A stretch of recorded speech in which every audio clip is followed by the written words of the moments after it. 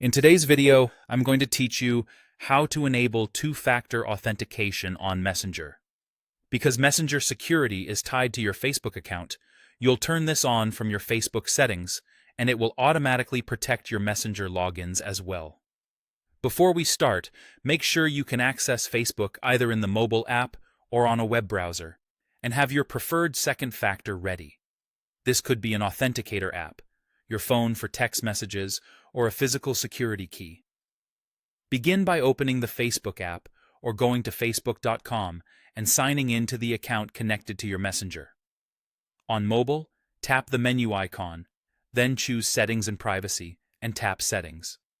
This takes you into your account controls. If you're on desktop, you'll find the same Settings and Privacy area from your account menu. The path is similar, even if the layout looks a little different.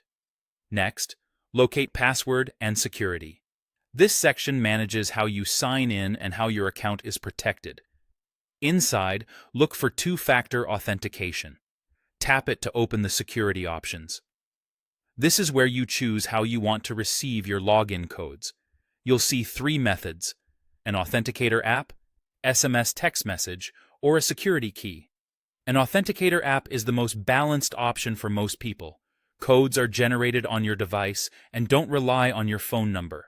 SMS is convenient if you prefer getting a text, though it can be less secure in some situations. A hardware security key is the strongest, if you have one, and works via USB, NFC, or Bluetooth depending on the key and your device. Pick the method you want to use and follow the on-screen instructions. For an authenticator app, you'll usually scan a QR code or enter a setup key, then type in the 6-digit code the app generates to confirm. For SMS, you'll receive a text with a code to verify your number. For a security key, you'll be prompted to insert or tap your key and register it. Facebook may ask you to re-enter your password to confirm it's really you. Once your method is verified, turn two-factor authentication on.